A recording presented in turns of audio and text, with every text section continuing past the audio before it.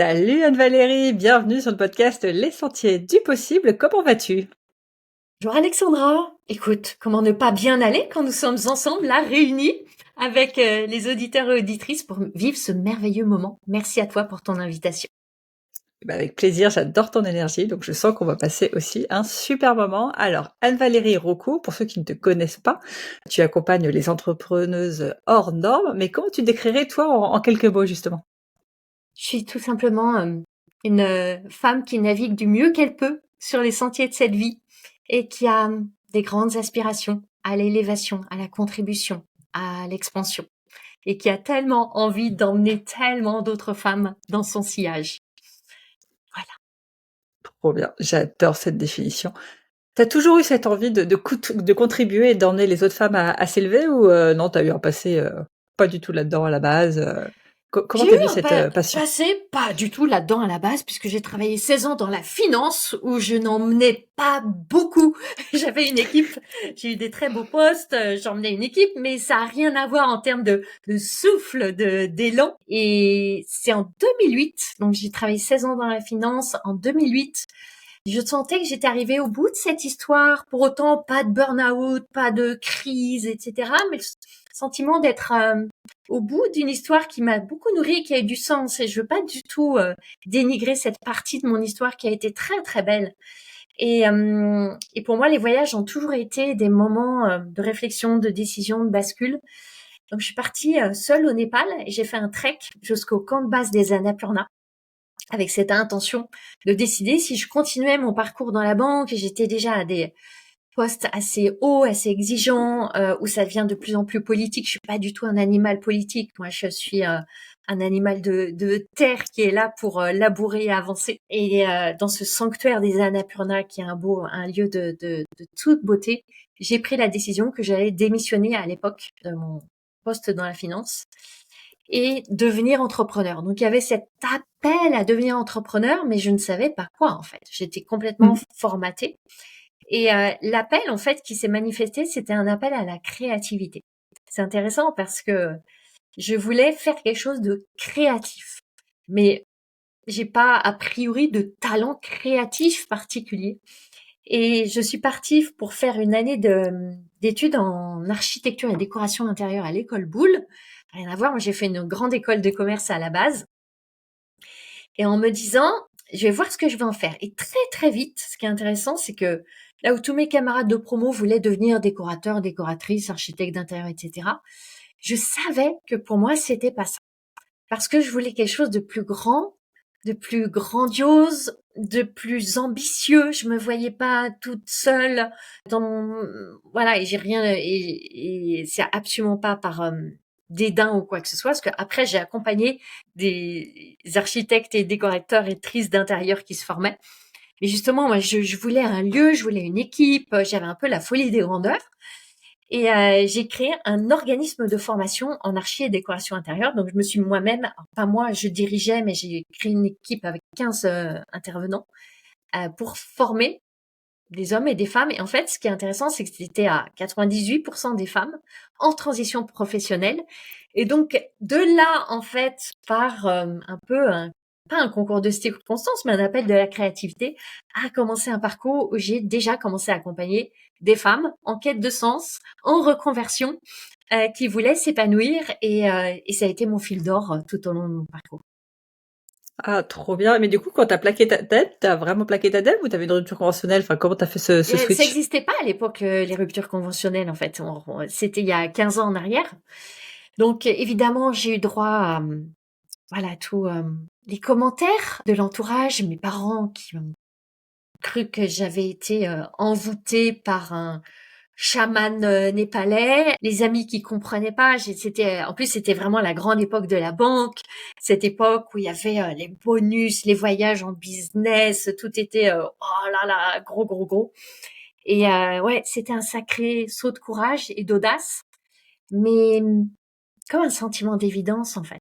Quand ça vient te taper sur l'épaule et tu sais que il y aura plus de douleur à résister à l'appel qu'à plonger dans l'appel en fait. Ouais. Ça demande. J'avais commencé la méditation quelques années avant, qui m'a beaucoup aidée aussi dans ce processus et tout ce cheminement qui est venu après. C'est cette ultra conscience que de toute façon, il y a de l'inconfort.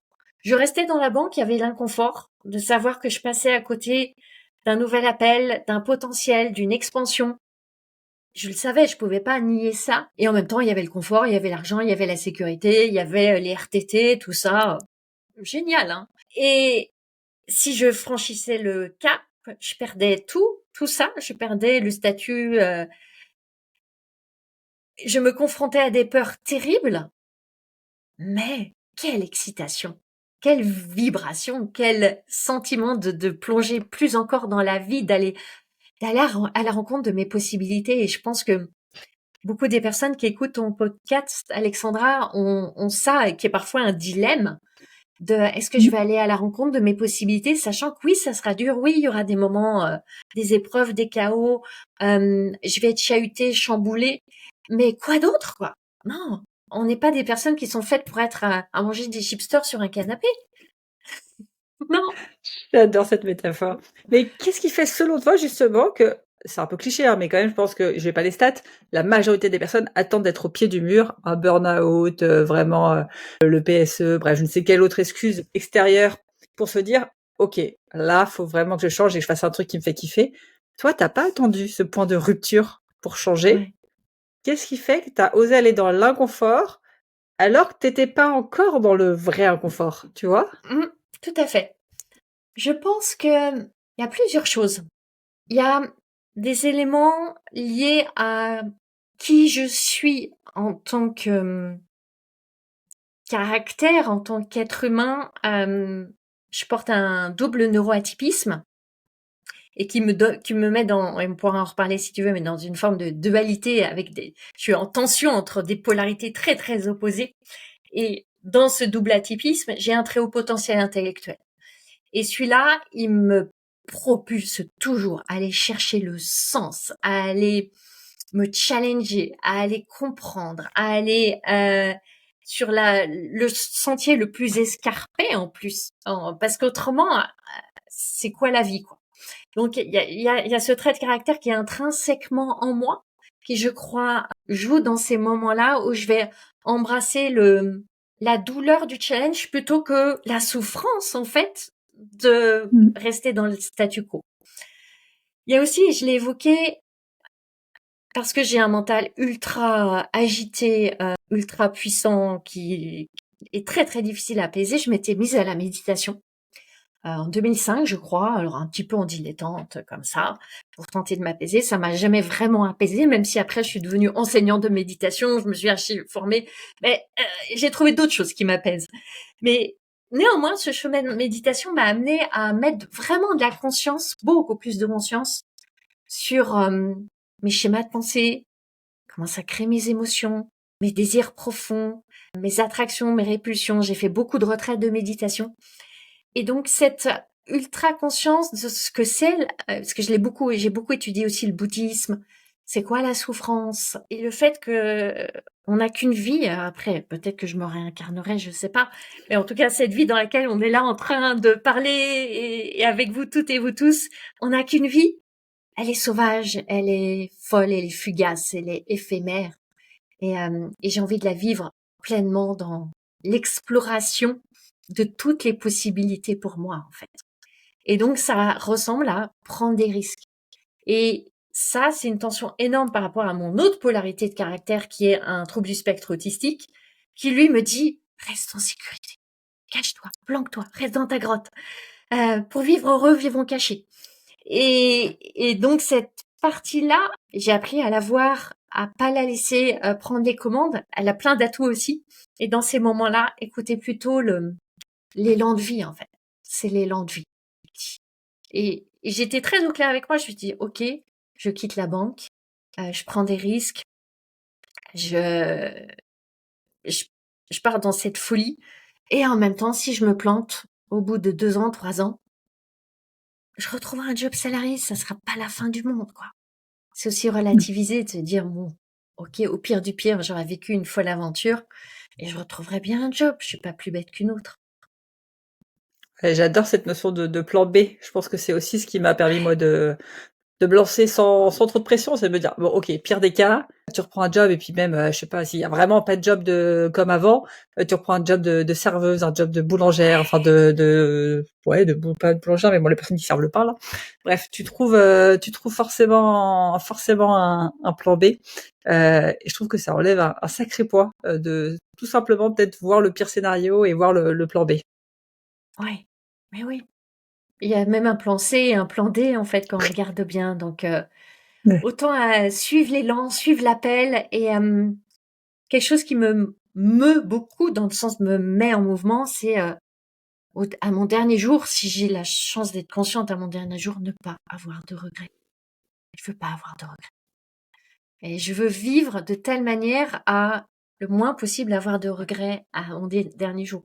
Et comme on sait jamais trop quand ça sera, a priori, il y a des personnes malheureusement, évidemment, qui ont des diagnostics et c'est terrible. Mais aujourd'hui, en tout cas, j'ai la chance de pas savoir quand ce sera et ça peut néanmoins être demain. Donc c'est aujourd'hui qu'on travaille pour ne pas se créer de regrets. C'est pas dans 10 ans, en fait. Ouais, carrément.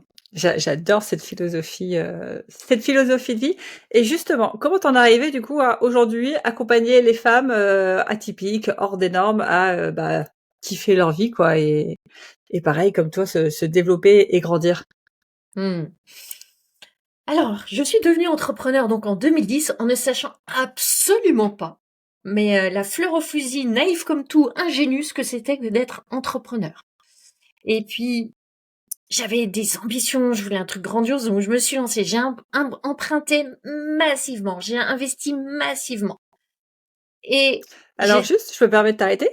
Tu peux nous dire ce que c'est massivement? Tu parles de quoi? Parce qu'il y en a dans leur tête, massivement, c'est 3 000 euros. Il y en a dans leur tête, c'est 100 000 euros. Tu vois, un Ah ouais, ordre de grandeur. j'ai très concrètement, j'ai fait un emprunt à la banque de 120 000 euros. Ok. Et merci de me poser la question parce que ça va me permettre d'amener quelque chose ici. On est, toi et moi, et j'imagine un certain nombre de personnes qui nous écoutent ici, dans un monde où on est dans des métiers, on va dire, de l'accompagnement. On a le luxe inouï de ne pas avoir d'obligation d'investissement à faire, de locaux, de machines, d'outils, voilà, de tas de matériel qui sont nécessaires pour créer une production ou accueillir des gens, ou on n'a pas du tout cette obligation. C'est un luxe en fait.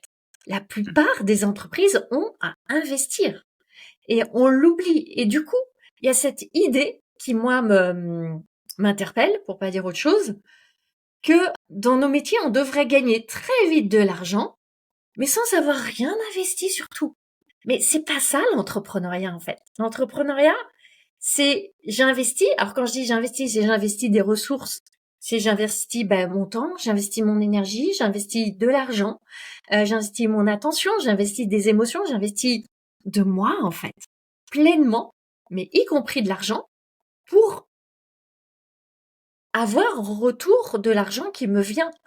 Mais on est dans un monde complètement biaisé avec des perceptions qui sont totalement erronées sur on devrait pouvoir lancer une entreprise et au bout de quelques mois avoir les centaines de milliers d'euros qui tombent du ciel sans avoir investi. Et quand on est dans des métiers de l'accompagnement, je trouve que notre devoir c'est d'investir sur notre cerveau.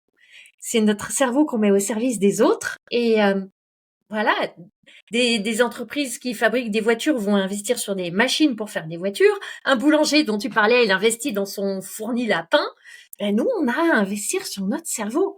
Et il y a pas très longtemps, j'étais en lancement et je suis à chaque fois un peu éberluée. Et ça montre aussi des différentes maturités entrepreneuriales, bien sûr, d'entrepreneurs qui veulent se lancer sans rien investir et avoir la certitude qu'elles vont générer très très vite de l'argent. Mais non, c'est pas ça l'esprit d'entreprise en fait. Mm. Mais ça, tu crois pas que c'est aussi dû à tous ces entrepreneurs qui essayent de dire ouais, c'est super simple de se reconvertir. Enfin, tu sais, il y a un peu ce truc du hack miracle de t'es mal dans ton job salarié. Voilà, il y a la solution miracle. Tu peux te lancer dans l'entrepreneuriat. Si tu es dans l'accompagnement à la formation, tu as besoin de zéro investissement, pas de locaux, rien du tout. Et tu vas faire 10 000 euros par mois en 3 mois et ça va être génial parce qu'en plus, tu vas avoir plein de liberté. Tu vas faire ce que tu veux et tu vas croiser les pieds à Dubaï. Je trouve qu'il y a vachement une culture où c'est les plus gros, malheureusement, qui parlent qu'on entend le plus, et qui sont dans ce truc de la voie royale, elle est là-bas, et je vais te vendre du rêve en te disant qu'elle est ultra simple, qu'elle te demande justement quasiment aucun investissement et du coup, tu as intérêt à y aller. Ouais. Franchement, ça me hérisse le poil, en fait. Et je trouve qu'on le voit de plus en plus.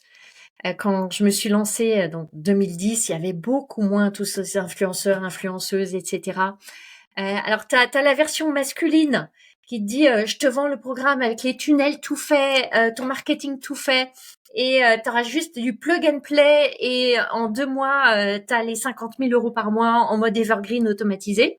T'as la version masculine et t'as la version féminine, où par l'énergétique, tu vas élever ta fréquence, changer ta vibration, connecter aux anges, et downloader la nuit ton programme avec le bon prix. Et juste par la pureté de ton alignement et ta fréquence et ta résonance, les clients vont arriver. Ça, c'est la même chose, en C'est fait. vrai. T'as la version masculine et la version féminine, mais les deux jouent sur, en fait, notre fonctionnement psychologique de base d'êtres humains, où on veut des résultats rapides, faciles, sans effort. Ouais. Et il joue magnifiquement sur ces leviers du fonctionnement de la psychologie humaine. Nos cerveaux sont tous paresseux, veulent tous de la rapidité. Quand on observe les propositions auxquelles on est soumise, ce n'est que ça. Et ça marche. Et ça marche. Et que je te publie les résultats de mes clients. Ah, ma cliente, elle a fait 150 000 euros ce mois-ci. Et non, non, non. Bah, je côtoie des entrepreneurs depuis 15 ans. J'en ai jamais vu pour qui c'était vrai, en fait, le succès du jour au lendemain. Jamais. Jamais. Dans le passé, ce fut vrai quand il y avait moins de monde et du coup, la bonne idée pouvait marcher facilement. Aujourd'hui, je trouve qu'on a une maturation où il y a plus trop de niches, où il y a personne, et du coup, on peut avoir la bonne idée où en faisant un peu n'importe quoi, ça peut marcher très vite. Mais je te rejoins, le fait que déjà, ça représente peut-être 0,001% des entrepreneurs, vraiment les succès rapides, qui demandent en général, par contre, de sacrifier totalement sa vie et de faire no life Aussi. pendant Voilà. 3 mois. Il y a aussi ce volet-là, hein, Voilà, qui faut être est... prêt à le faire. Il y a beaucoup de bruit, je trouve, en fait, dans le monde de l'entrepreneuriat et notamment de la formation en ligne, etc., qui fait que il y en a beaucoup qui arrivent avec ce fantasme de je me lance en espérant qu'il y ait, entre guillemets, que des avantages, aucun inconvénient, c'est la belle vie, j'ai trouvé la voie royale. Et forcément, bah, après, on est déçu, quoi. Ah, c'est illusion, désillusion. Hein. Mm. C'est et moi, je suis de celles qui, même si c'est pas très sexy et vendeur, je prends beaucoup la parole sur justement les vrais défis, les vrais challenges, les vraies épreuves de ce chemin-là, parce qu'il y en a beaucoup. C'est vraiment un voyage des héros et héroïnes que ce voyage qu'on choisit. Et c'est bon de se rappeler que on l'a choisi, que on l'a. À aucun moment, je pense personne ne met le couteau sous la gorge de dire tu dois devenir entrepreneur. Non, on l'a choisi, on voulait la liberté et le sens. La plupart d'entre nous, c'est le combo gagnant. Et c'est un chemin qu'on découvre, oui, mais la liberté et le sens, c'est de l'engagement, c'est des responsabilités, c'est de la persévérance, c'est de la discipline. C'est aussi beaucoup d'humilité au début, mais tellement d'humilité de reconnaître que je ne sais rien en fait. J'ai tout à apprendre. Même si j'ai 10 ans, 20 ans d'expérience corporate super derrière moi, bah, je suis juste une petite enfant qui découvre la vie. Et oui, on a besoin d'être humble et patiente. Et c'est des vertus qui sont plus tellement mises à l'honneur aujourd'hui, où c'est le fast, on veut du fast and furious tout de suite. Mais c'est pas ça la vraie vie de l'entrepreneuriat.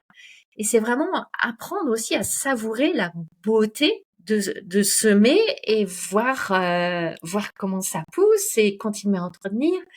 Et si on ne sait pas apprécier ce temps de maturité et tout ce qu'il exige de nous, ça va être très compliqué en fait. Mm.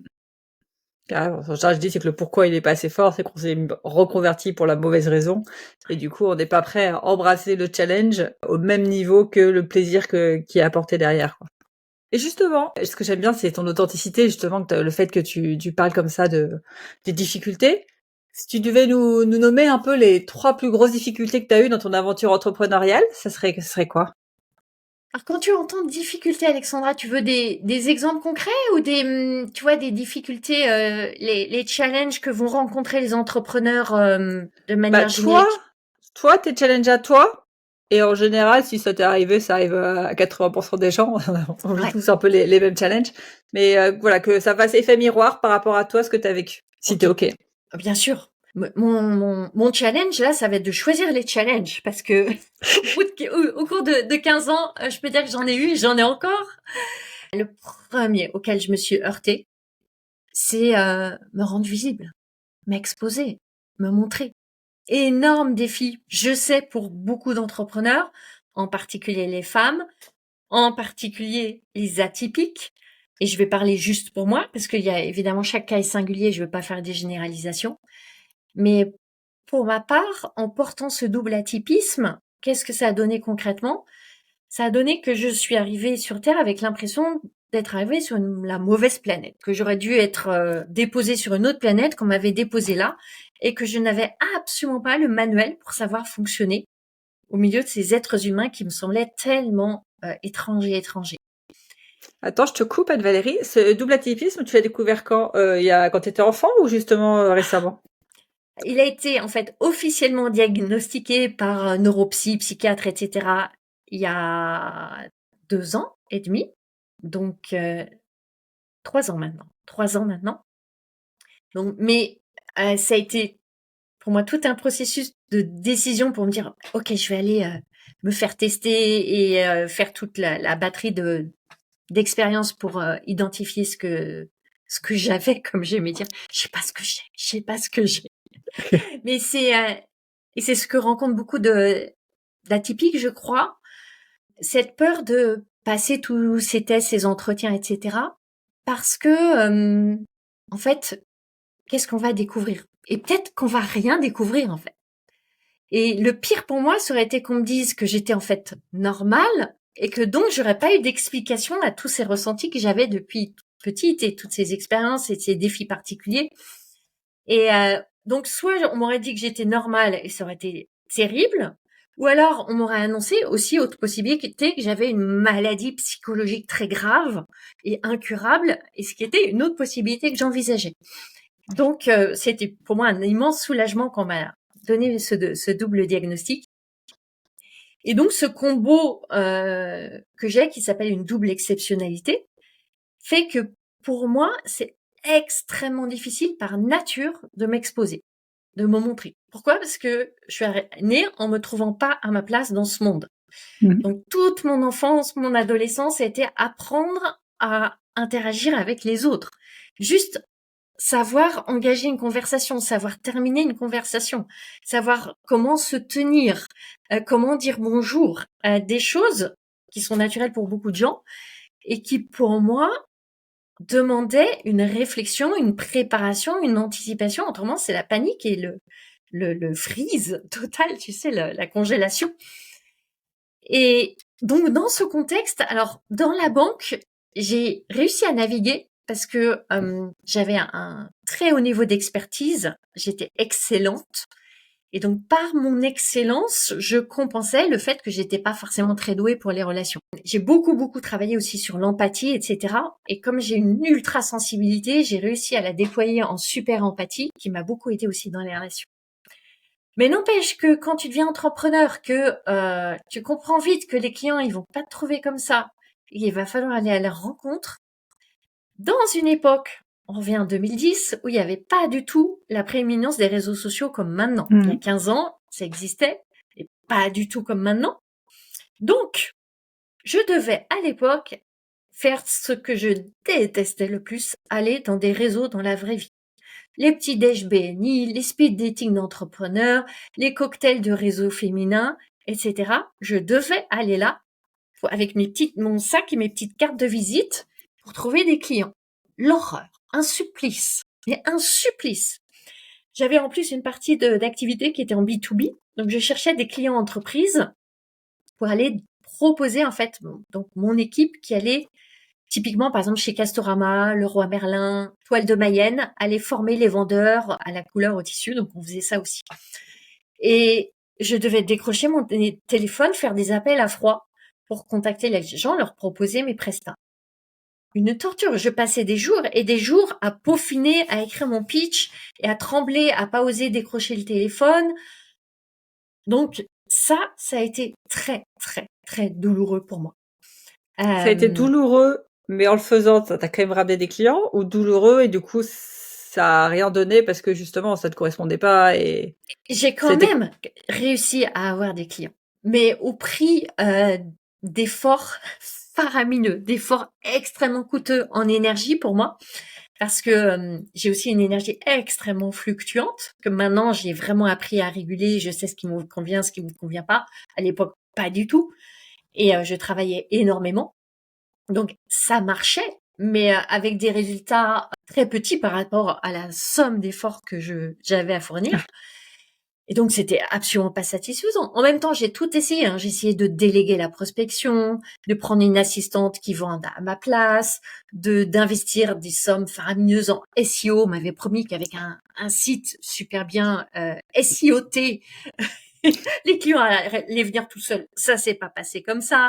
J'ai pris une agence de RP pour avoir plein de visibilité. Alors j'ai eu plein de visibilité. C'était à la grande époque de la déco. J'étais sur des plateaux télé, plein d'émissions, on faisait des grandes fêtes dans mes locaux. Les clients, ils venaient pas pour autant comme ça. Les clients, comme j'aime dire à mes propres clientes, un client vient d'une relation qu'on a créée.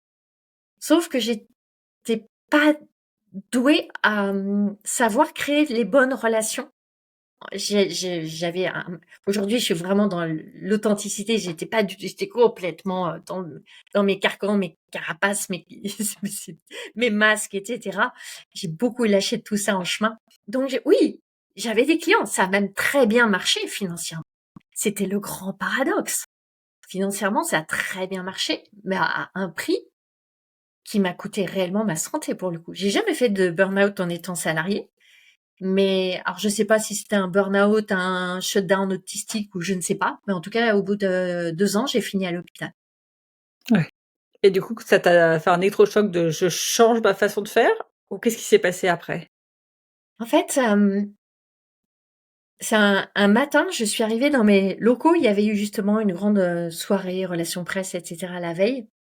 Et j'arrive genre très tôt, 7 heures le matin. C'était un matin de février. Il faisait un froid de bique.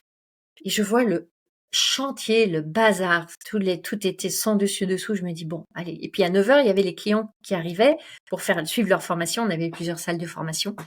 Je dis bah ma cocotte là, il va falloir y aller, il va falloir ranger, remettre de l'ordre, faire le ménage, etc. La femme de ménage venait le soir, pas le matin, bref. Et je me mets à commencer à déplacer un meuble, prendre un fauteuil pour le remettre. Je prends le meuble et là, je m'écroule littéralement paralysée au sol. Littéralement paralysée au milieu de la grande pièce. Et je me dis, mais je vais mourir là, en fait. Il est 7 heures du matin, il y a personne. Je vais mourir là. Je me suis vue littéralement mourir paralysée, grelottant dans ce truc. Et je me suis dit, mais c'est pas possible. Je vais pas mourir comme ça. Et donc, parce que je ne pouvais pas bouger, en fait. Mmh. C'était un atelier, il n'y avait pas d'immeuble autour, bref. Et millimètre par millimètre, comme un petit verre, j'ai rampé sur le sol pour aller jusqu'à attraper mon sac, prendre mon téléphone, appeler les pompiers, en leur disant, je suis paralysée, il faut que vous veniez. Donc, ils sont arrivés très vite, ils m'ont emmené à l'hôpital. Et donc après, bref, j'étais sous morphine. Et là, je me suis dit, non, mais Anne-Vanessa, tu peux plus continuer. Et c'était cette grande dualité, en fait, où financièrement, ça marchait très, très bien. Et j'avais une aura, mon ego était ravi, j'avais fait le pied de nez à tous ceux qui croyaient pas en moi et qui disaient que j'allais jamais réussir et que c'était une folie. Tac, ça marchait. Mes parents, je pouvais leur dire, ah, j'ai réussi à faire marcher, vous voyez. Sauf que moi, j'étais vidée de l'intérieur, vidée. Mmh. Donc là, à l'hôpital, j'ai commencé à réfléchir, à me dire, c'est pas possible, quoi. Tu vas pas continuer comme ça. Et là aussi, c'est aussi, je veux amener cette conscience pour toutes celles qui sont dans les métiers de l'accompagnement, etc., où on a une légèreté quand même, une agilité, une faculté à rebondir. Là, j'avais une équipe de 15 personnes, j'avais un engagement sur un bail avec un droit au bail, j'avais un emprunt, j'avais des formations bookées pour 8 mois. Ah ben, tout ça, ça se délie pas aussi simplement en fait. Mmh. Donc, j'ai néanmoins pris sur mon lit d'hôpital la décision que j'allais arrêter. Je savais pas comment j'allais pouvoir me délier de tous mes engagements, mais j'allais arrêter. Et ça a pris 9 mois, très difficile, parce que au début, en tout cas, je gardais tout pour moi. Je savais que j'allais arrêter, mais je faisais comme si je continuais, parce qu'il fallait bien faire rentrer encore des clients pour couvrir les charges mensuelles, etc. Donc j'ai dû tenir 6 mois comme ça, dans cette dissonance totale, de continuer à faire comme si, tout en sachant en moi que je préparais l'arrêt. Et au bout de 9 mois, j'ai réussi à trouver un repreneur, etc. Et j'ai pu arrêter. C'était un soulagement immense. Je suis partie 3 mois voyager, faire des retraites de méditation, rencontrer des grands sages, faire du dessin, etc. Et là, je me suis dit, l'effet balancier. Je me suis dit non, mais je veux plus d'équipe. J'étais dans les lieux où il y avait du matin au soir beaucoup de monde, du bruit, tout ce qui me convient pas en hypersensible. Je m'étais créé exactement ce qui me fallait pas. C'est très intéressant quand je le vois. Donc je me suis dit donc ok, tu veux plus de locaux, tu veux pas plein de gens autour de toi, tu veux pas avoir à t'exposer de manière outrancière. J'ai eu une idée géniale. Je vais faire un site internet de vente en ligne. Site internet de vente en ligne, tu vois personne, tu es juste derrière ton écran, avec un peu de com bien ciblé, ça va marcher tout seul, tu vas faire quelques contrats. Nouvelle illusion, bien sûr, s'il y avait un business qui marchait tout seul, ça se saurait. Enfin, je me suis bien éclatée parce que j'ai créé un site de vente en ligne, de vente de coussins de méditation, parce que je méditais pas mal. J'avais observé que les coussins de méditation étaient beaucoup des trucs, des afous faits en Chine avec des espèces de perles plastiques dedans, etc. Ça me convenait pas du tout. Et je me suis dit, mais je vais créer une gamme de coussins de méditation qui vont être fabriqués de manière éthique avec des beaux tissus, haut de gamme, etc. Et j'ai vu à ce moment-là une émission sur Emmaüs où on peut mettre des vêtements dans des bennes pour qu'ils soient récupérés par Emmaüs. Et je voyais qu'ils fabriquaient, alors il y a une partie qui est revendue, mais en fait une toute petite partie qui est revendue, une grande partie qui est déchiquetée, défibrée. Et avec, ils faisaient des isolants pour les toits. Ils montraient la fabrication des isolants. Et là, je me suis dit, mais bon sang, on devrait pouvoir faire des coussins si on fait des isolants. Donc, je suis allée les voir, on a eu des discussions, ils ont fait des protos pour faire en fait les garnitures de ces coussins en collaboration avec Emmaüs. Donc, ils ont monté une équipe pour faire mes coussins. J'ai adoré ça. Pour le coup, j'étais vraiment dans des valeurs d'éthique qui me sont chères. J'ai trouvé des beaux tissus, j'ai travaillé avec des beaux fabricants de tissus. Pour la couture des coussins, pareil, quand on est ouvert à faire quelque chose de beau, je crois que les rencontres viennent. J'ai rencontré des femmes qui avaient été licenciées d'une usine de textile du Nord et qui avaient monté près de Lille un petit atelier de couture. Elles se lançaient, elles n'avaient pas de clients. Et donc, j'ai travaillé avec elles. Donc, Emmaüs livrait les coussins chez elles, elle faisait toutes les coutures à la main, etc. Superbe aventure de création, j'ai adoré tout ce processus. Sauf que, à un moment, il a fallu stocker quand même tous les coussins quand ils ont été faits. J'avais pas prévu le stockage. Je voulais, dans les entrepôts, c'était très coûteux, donc je me suis trouvée à expliquer à mon mari qu'on avait commencé à stocker des coussins à la maison. Donc, il a gentiment sacrifié son bureau pour qu'il devienne entrepôt de coussins. J'avais pas prévu comment ils allaient être envoyés, ni rien, et j'avais pas trop prévu non plus comment les clients allaient arriver. Nouvelle illusion des illusions. Dans aucun business, les clients n'arrivent tout seuls. Dans aucun business, on ne peut faire l'économie de se montrer. Sauf que là, on était pour le coup en 2014 et les réseaux sociaux avaient commencé à prendre un peu plus d'ampleur qu'en 2010. Donc, j'ai commencé à être plus sur Facebook. Alors moi, je m'exposais pas du tout, mais je présentais mon atelier de couture, Emmaüs, le projet, etc.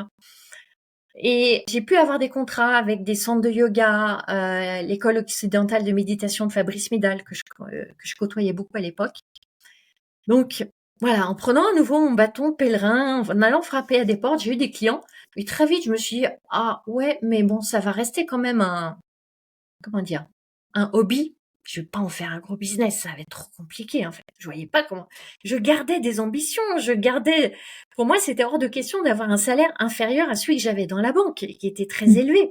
Et là, je me suis dit, je vais jamais y arriver avec mon business de coussin. Et en même temps, j'avais commencé vraiment à aller beaucoup dans le champ du dev perso, dev spirituel, méditation, bouddhisme, J'ai commencé à faire une certification de coaching. Je sentais venir que j'allais m'orienter là-dessus. Et je me suis formée à la méditation pour enseigner la méditation. Donc j'ai eu toute une phase où je suis allée en entreprise. Je me suis formée en psychologie positive. J'ai eu une certif de coaching en psychologie positive. Donc j'ai eu toute une phase où je suis allée en entreprise faire des conférences, des formations, des cycles sur la méditation et sur la psychologie positive, tout le champ du bonheur au travail. Donc j'ai eu toute une phase là-dessus. Après, je me suis associée dans une autre entreprise. Je vais le faire court parce que si je décris tous mes projets, ça va être long. Je me suis associée, mais c'est quand même intéressant, dans une autre entreprise parce que je n'en pouvais plus de m'exposer, de vendre. Je voulais plus ça. Et je me suis dit, je vais être associée d'un homme qui lui adore briller, qui lui adore s'exposer, qui lui adore être sur le devant de la scène et moi je serai la femme de l'ombre et ça va être super. Et c'était une entreprise où on organisait des séminaires et des retraites pour des managers et des dirigeants de PME et grandes entreprises, avec des très beaux intervenants type Frédéric Lenoir, etc., qu'on faisait venir, Alexandre Jolien, enfin, très très belle presta. Donc, là, à nouveau, illusion des illusions. Je m'étais dit, je vais être la femme de l'ombre, moi je vais préparer les trucs. Il m'avait promis qu'on co-animerait, moi, sur toute la partie méditation, lui plus sur le leadership, très bien. Bah, sauf qu'au bout d'un mois, je me suis retrouvée avec pour mission de décrocher le téléphone, d'appeler des boîtes pour trouver des clients. Ah! Et m'y voilà collée à nouveau. Et c'était pas dans le deal. Bref, au bout d'un an, ça s'est pas très bien passé. Et là, je me suis dit, OK, on était en 2015. Anne-Valérie, là, il est vraiment temps de voler de tes propres ailes, de créer ton business de coaching. Je faisais un peu du coaching de ci, de là, de clients de la boîte et d'y aller franchement. Et là, du coup, 2015, je me suis vraiment lancée dans le coaching. Au début, du coaching autour de la mission de vie, de la reconversion, parce que bah, ça avait été beaucoup mon chemin, ces tâtonnements, etc. Et puis très vite, j'ai évolué vers accompagner les femmes entrepreneurs. Donc, Génial. donc des défis, tu vois, je t'en ai cité plein là, mais le premier, ça a été vraiment la visibilité, se montrer. Voilà, un deuxième défi, c'est vraiment, et je le vois chez tellement de femmes que j'accompagne, c'est lâcher la perfection. Et quand je dis ça, lâcher la perfection, ça englobe tellement de choses en fait. C'est pas juste de ça qu'on parle. Lâcher la perfection, c'est lâcher le désir de contrôle. C'est lâcher l'envie de maîtriser toutes les étapes. C'est lâcher ce besoin viscéral de tout savoir comment tout va se passer. C'est aussi lâcher le regard des autres. Qu'est-ce qu'on va penser de moi? Et si je dis ça? Et si j'écris ça? Et si je me montre comme ça? Qu'est-ce qu'on va penser de moi? C'est ça, en fait, au cœur de ce truc du perfectionnisme, il y a, en fait, c'est un cœur avec une myriade de satellites, de préoccupations, autour, en fait. Et on met perfection parce que c'est joli, il y a un côté je veux bien faire, mais c'est pas ça en fait. C'est juste de la peur déguisée dans un très joli costume. Ouais.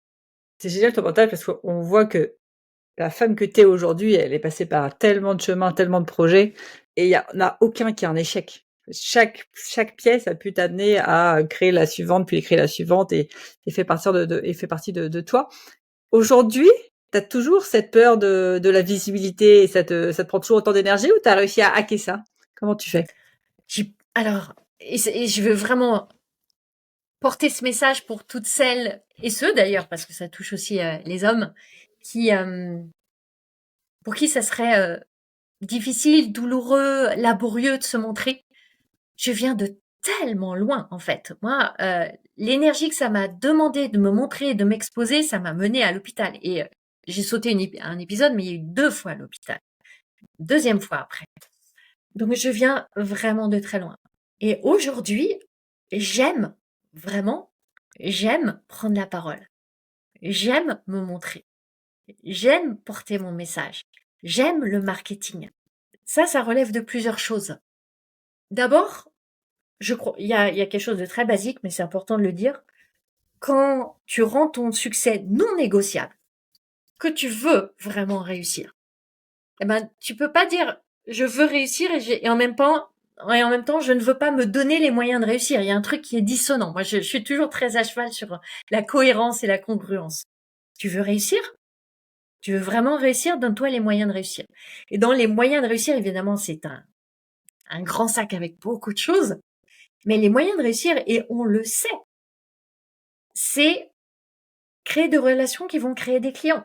Après, il y a 1000 moyens de créer des relations. Aujourd'hui, moi, je suis très au clair. J'adore les réseaux sociaux. Je trouve que c'est dommage, je vais dire. C'est tellement dommage de se priver de cette vitrine gratuite qui nous permet de rencontrer tellement de personnes en virtuel et après en réel éventuellement. J'étais à Bruxelles là il y a 2 jours, j'ai rencontré une femme que j'ai rencontrée sur LinkedIn justement. On s'est vu en vrai, on a dîné sur une petite place à Bruxelles, mais c'est tellement génial. Quelle chance on a.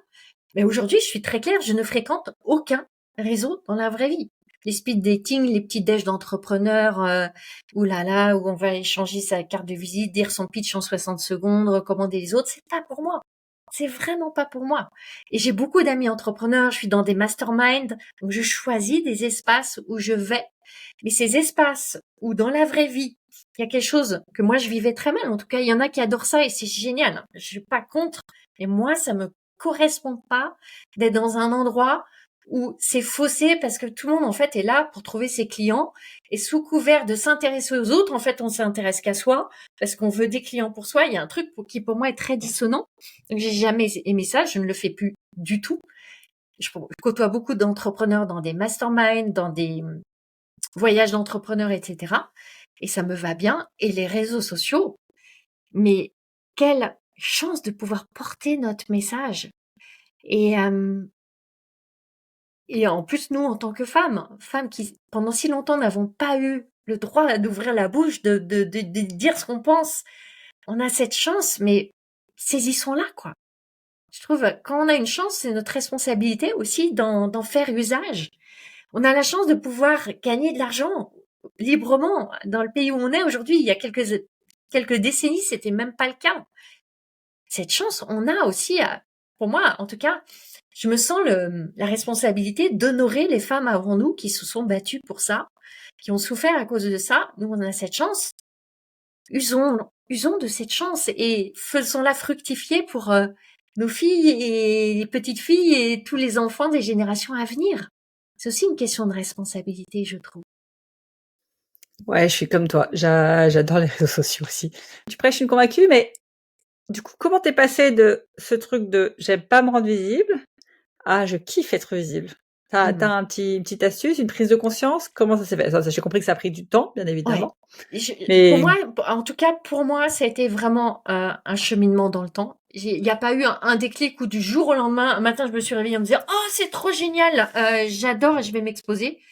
Non, j'ai commencé. Alors, je pense que ce qui est vraiment important, c'est de trouver le moyen d'expression qui nous correspond. Et j'ai la conviction qu'on a chacun, un moyen d'expression qui nous correspond. Et ça peut être d'écrire, ça peut être de faire des visuels, ça peut être de faire des audios, ça peut être de faire des vidéos, ça peut être des posts très longs, des trucs très courts, des citations. Il y a tout. Nous sommes des êtres de parole. Et quand on est appelé à être entrepreneur, si on n'a pas un message à porter, il y a quelque chose qui est pas encore bien aligné, je crois. Donc, d'abord, trouver sa modalité, son ton, sa voix. Comment est-ce que c'est juste pour moi?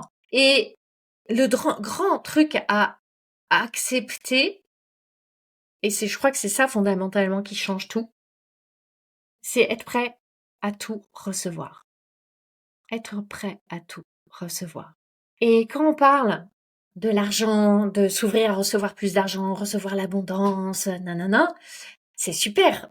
Mais quand on ouvre notre espace à recevoir, ça veut dire aussi être prête à recevoir des critiques, des jugements, des propos agressifs, de la méchanceté, des personnes qui vont nous dire les choses les pires à entendre pour nous. Et je crois que c'est ça, en fait.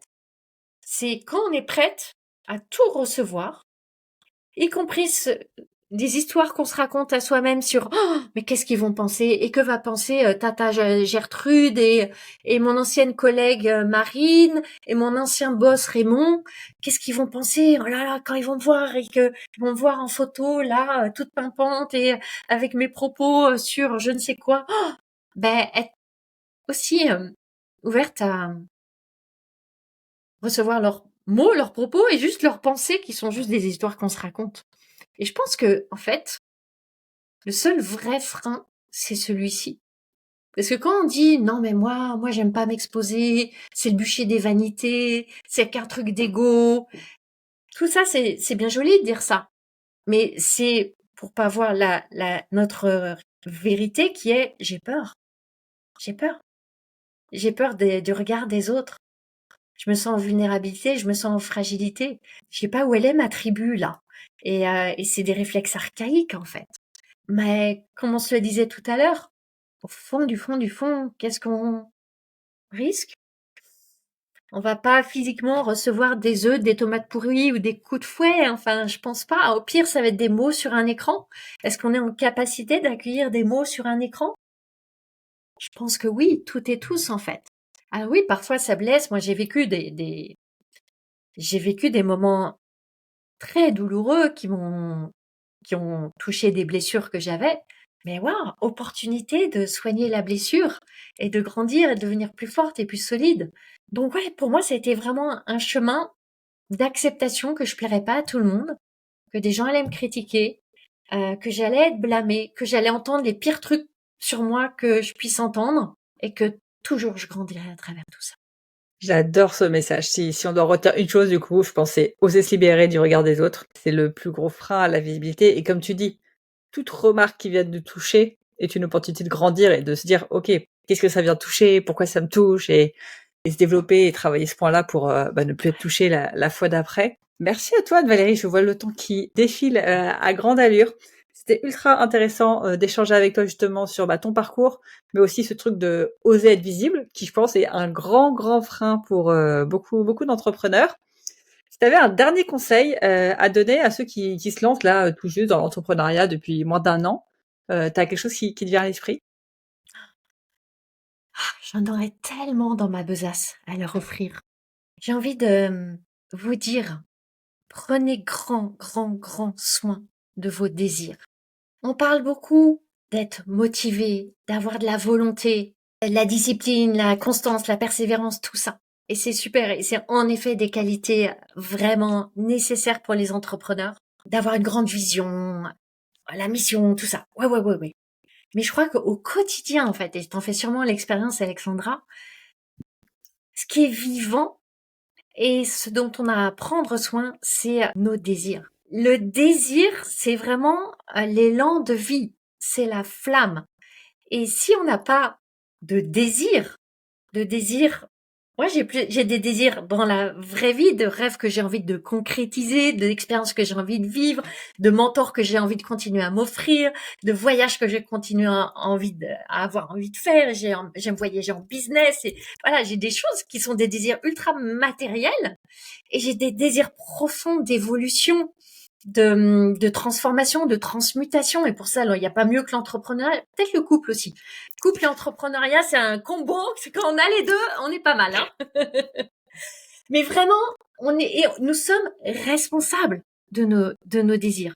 Et vraiment, pour traverser les épreuves, les chaos qu'il y a sur ce chemin qu'on se choisit, et je le rappelle, on se le choisit, c'est bien de se le rappeler. C'est vraiment important de prendre soin de cette flamme, de nos désirs. Pourquoi je désire ça en fait? Pourquoi je désire ça? Pourquoi c'est important? Pourquoi est-ce que c'est important pour moi?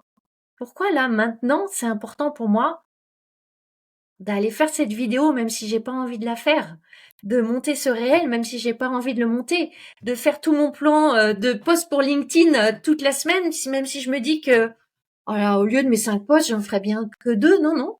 Je vais faire mes 5. Parce que c'est en lien avec mes désirs. Et donc, je crois que le désir transcende le côté volonté. Quand il faut avoir de la volonté, je crois que la volonté, on en a une réserve qui s'épuise en fait. C'est pas inépuisable la volonté. En revanche, le désir, c'est une flamme. Et parfois, la flamme vacille. Parfois, elle devient juste petite étincelle.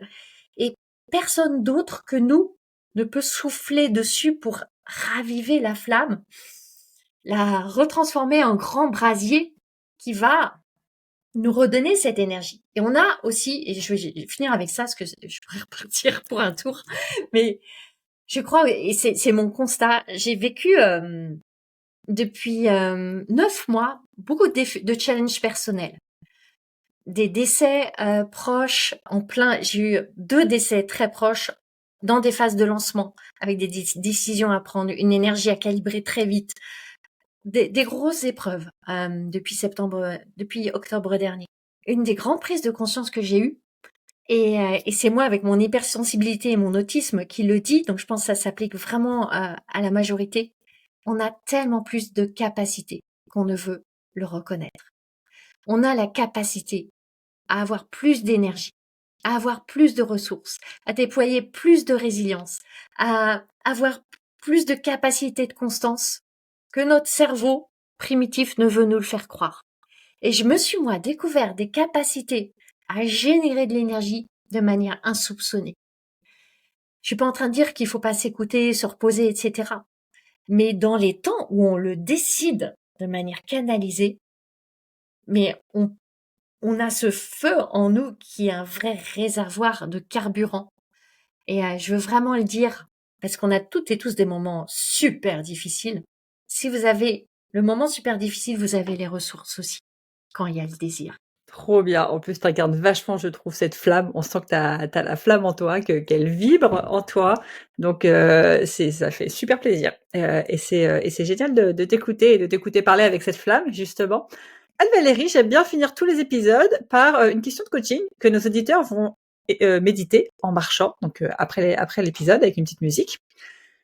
Quelle est un peu la question que tu as envie de leur poser, enfin du coup que eux peuvent se poser en marchant pour avancer vers une vie qui fait plus de sens? Ça peut être une question que toi t'aimes bien te poser ou une question que tu as envie de leur poser tout simplement.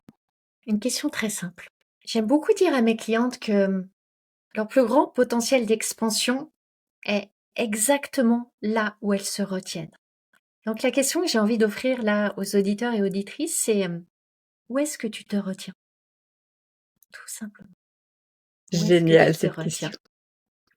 Génial, génial. Et ben restez bien jusqu'au bout de l'épisode pour avoir cette question à méditer en marchant et en musique. Et Anne-Valérie, encore un grand merci pour tout ce que tu nous as partagé. C'était super inspirant et j'adore ton énergie, comme je te l'ai dit. Pour ceux qui veulent te retrouver, où est-ce qu'ils peuvent te retrouver pour t'envoyer des petits mots doux? J'adore les petits mots doux. Alors, il y a mon site web, hors-des-normes-toutattaché.com. Je suis sur LinkedIn, Anne-Valérie Raucourt, sur Instagram aussi, c'est mes 2 plateformes de prédilection. Et puis, si tu me permets, mon podcast, Ouais, bien évidemment. Entreprendre hors des normes. Voilà. Top. Et ben je mettrai tous les liens dans le descriptif de l'épisode. Encore un grand merci Anne-Valérie. J'espère que tu as bien aimé partager tout ça avec nous, mais j'ai l'impression que la flamme était là. Donc je me J'ai fais pas adoré. trop de soucis. Merci infiniment à toi, Alexandra, et bonne fin de journée à toutes et tous. Avec plaisir. Ciao.